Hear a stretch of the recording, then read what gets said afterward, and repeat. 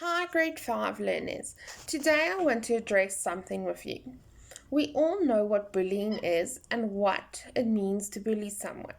But did you know you can bully someone when you think you're actually trying to help them? Sometimes people stutter. So, stuttering is when you try and say a word or a sentence and you battle to say it. So, for example, instead of just saying stuttering, you say stuttering. So, you know the word you want to say, but you battle to get it out. This is not because you don't know what you want to say or because you are unintelligent. It is the same as me asking you to draw a picture of your dog or of your family, and you can see it perfectly in your mind, but when you try to draw it, it doesn't come out like you imagine. You have to try harder to maybe draw the fur or the legs or arms or hands where someone else draws it perfectly the first time. This is what stuttering is. It is knowing what you want to say and knowing the word you want to say, but when you try and say it or try and say the sentence, it doesn't come out in a flow. You stutter, you battle to say the word or the sentence.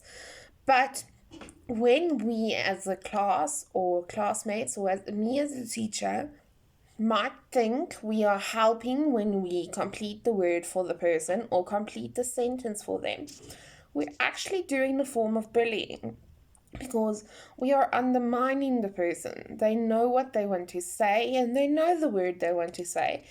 And by us interrupting them, telling them the word, or finishing their sentence, we are taking away their chance to speak. So, in class, when one of your fellow classmates speaks or I speak, you wait till I'm finished and then we continue. Same goes for someone who's stuttering. Just because they're battling or having to take an extra breath in their sentence, it doesn't mean we get to finish that sentence for them or we get to interrupt them because what they're saying is taking too long according to ourselves. We need to learn to have a bit more patience when someone is speaking and to allow that person to finish speaking.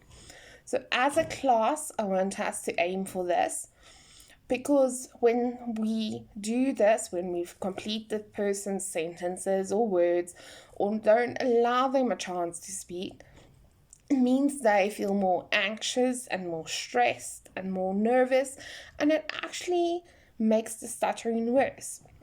And we do not want that. So, we are receiving a new student this week and he has a stutter, but it does not mean he is any way less than any of you.